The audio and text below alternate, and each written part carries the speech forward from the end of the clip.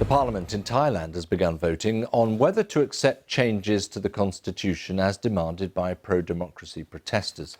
Demonstrators who want reform of the monarchy and the resignation of the Prime Minister are expected to return to the streets of Bangkok in the hours ahead. More than 40 of them were injured on Tuesday after violent clashes with police as they tried to reach the Parliament building. This report from our correspondent in Bangkok, Jonathan Head, and Nick Millard on camera. In Thailand, a military-backed government is battling young protesters who want a proper democracy.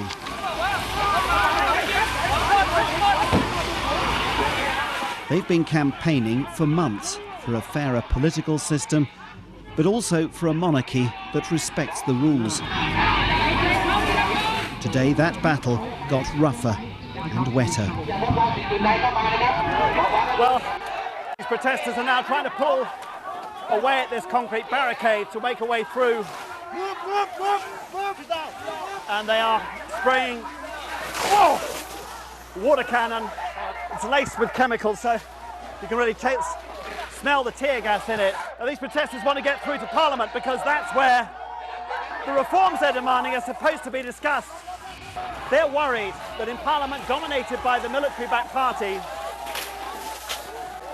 their reforms are just going to be swept aside. That's why they're staying put. And you can see how determined they are. For a moment, they vanished in clouds of tear gas.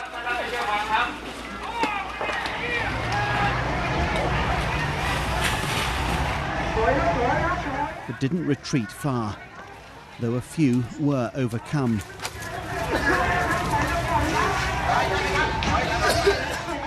They've shattered a taboo against even talking about the monarchy, but they're up against the old men of Thailand's parliament, and they've ruled out any discussion of the king.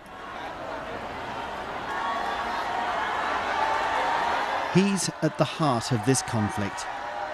These days, King Vajiralongkorn is often seen on royal walkabouts, raising his profile. But he spent most of this year at a luxury hotel in Germany and has been accused of accumulating excessive wealth and power.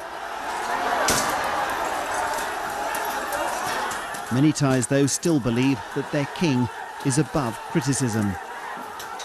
Yellow-shirted loyalists came out to confront the protesters and to insist that Thailand must stay as it is. Well, it's all over for today, but the protesters are promising to come back again, as they have for the past 4 to 5 months, in asking for a monarchy that's accountable and a military that stays out of politics. They believe they're making reasonable demands, but they're up against a state which doesn't even believe these things can be discussed. The gap between both sides is yawning and not getting any closer. Jonathan Head, BBC News, Bangkok.